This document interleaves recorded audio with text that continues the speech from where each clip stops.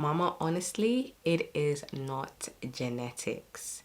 Genetics isn't the reason why I have long hair. Genetics isn't the reason why my children have long hair.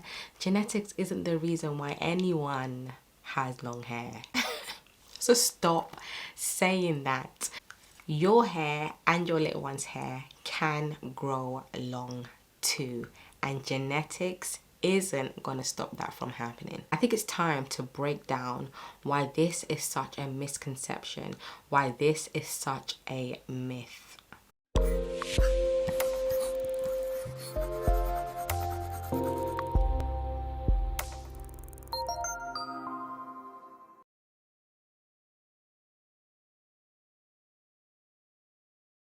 Hey mamas, welcome back to my channel. If you're new here, my name is Novella and I help moms confidently care for their little ones' natural hair so they can teach their little ones how to love their hair and themselves unapologetically, change their hair story and create new generational cycles. So here's the truth, mamas. Genetics plays a role when it comes to hair growth, but hold up, I'm gonna explain more because it's not what you think.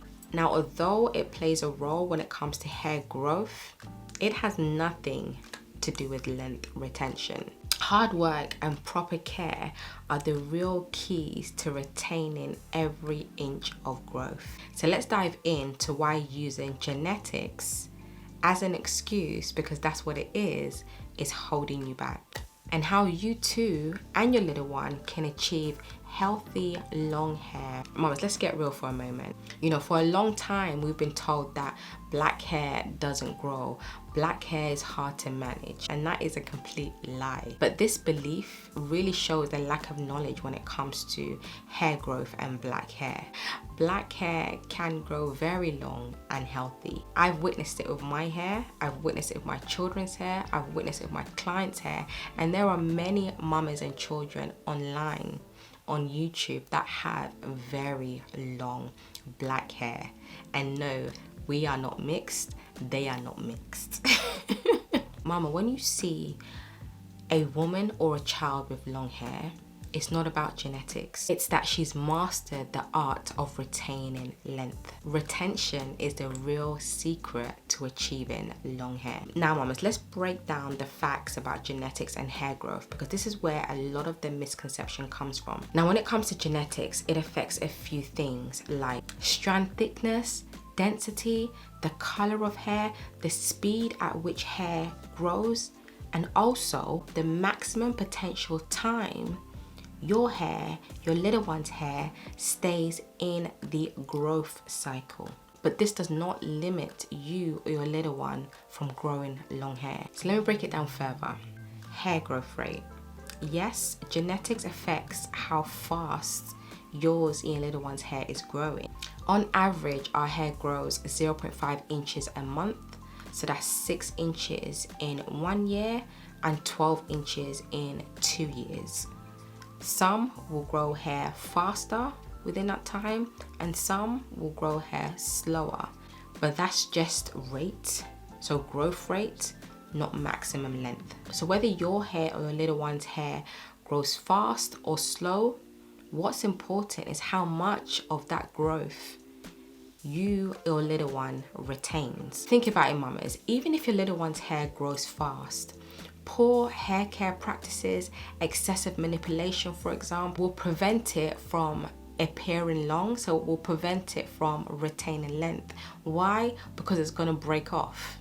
And if it's breaking off just as fast as it's growing, you're not gonna notice that length retention. But on the other hand, someone whose hair grows slower, but has great hair care practices, a good regimen in place, and just generally has great care for their hair or their little one's hair, who do you think is gonna see that length retention? It's gonna be the one that grows hair slower rather than the one who grows hair faster. So when it comes to how fast or slow someone's hair grows, even that's not really important, because what's important at the end of the day is still length retention.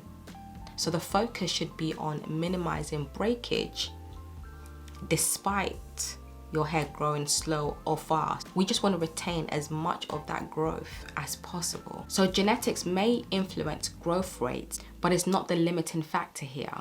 Retention matters far more than the speed of growth. Now let's talk about the anagen phase. This is the length of time each individual strand stays in a growth phase before it sheds. Each strand, each follicle has a genetically determined anagen phase, which can range from 2 to 7 years. So the anagen phase is the growth phase. The longer your anagen phase, the more length your hair can potentially reach before it sheds or it falls out. Now please note, mamas, every strand on your head is going through different phases. This is just one phase we're speaking of. Some are going through shedding, some are going through the growth phase, some are going through a resting phase. They're doing different things. And that's why we have different lengths of hair around our head, because they all are going through different phases of this growth cycle. Mama, something for you to also note is none of us know how long our hair grows within this anagen phase.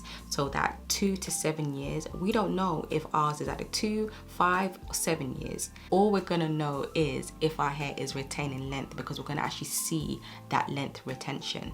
And that's why it's so important to focus on that. So this is something that you don't even have to worry about. All you need to do is to work hard to retain as much length as possible, so that you and your little one's hair can reach its full potential. That is the goal. Now I know someone's gonna ask about this, so I wanna talk about this as well. And that is terminal length. It is terminal time. You know, the term terminal length makes it seem like our hair can only grow to a certain length. So for example, some may say, you know, my terminal length is shoulder length. So my hair can only grow to shoulder length and then it starts to break off. It can never go past shoulder length. That is incorrect. There's no terminal length, but it's not about a fixed length, it's about time. Hair doesn't reach a stopping point when it gets to a certain length. It stops due to the end of the anagen phase, which we've just discussed, or when it reaches the end of its terminal time. So the focus should be how long your hair or your little one's hair can stay healthy and growing, so not breaking off prematurely, before it naturally sheds. Mamas, if you're struggling to create a regimen for your little one so that they can, you know, retain length and have healthy hair in general, as always, I've got you. Download your free guide. So click the link below this video and download your free guide on how to create an effective regimen. In this guide, I break down all the components needed to create an effective regimen to help you care for your little one's hair so that they can retain length and grow healthy hair.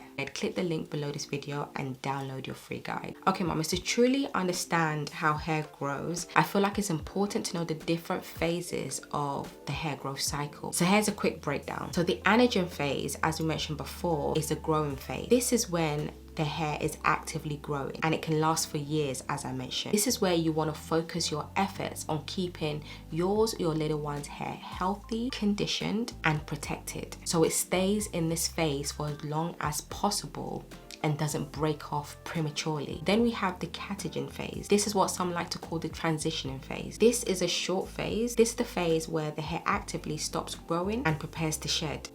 Then we have the telogen phase. After transitioning, the hair goes into a resting period before it sheds. Once the hair falls out, a new strand begins to grow in that same follicle, starting a new growth cycle. So back to the anagen phase. Now here's an important detail. Each individual strand of yours in your little one's hair is going through a different phase in this cycle, where they're not all going through the same phase at the same time.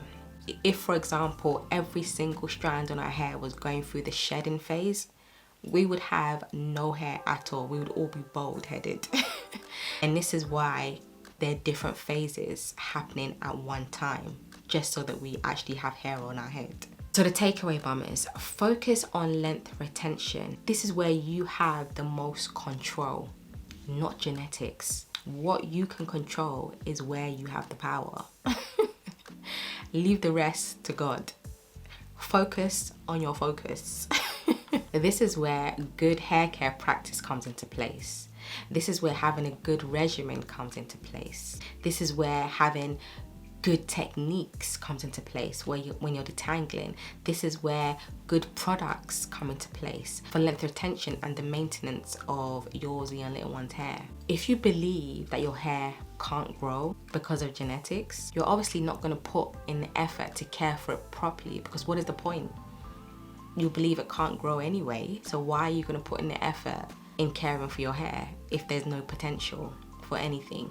When we dismiss long hair as just genetics, we're actually ignoring the dedication, the knowledge and care that actually goes into maintaining and growing healthy hair. It's actually rude, in my opinion, when someone just says it's just genetics. You're literally ignoring all of my hard work, all of the care, all of the effort, all of the knowledge and the learning that I've put into caring for my hair and my children's hair. You're literally ignoring all of that like it's nothing.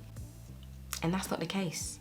Your hair, your little one's hair, has amazing potential. You haven't even seen the full potential of yours and your little one's hair. You really haven't.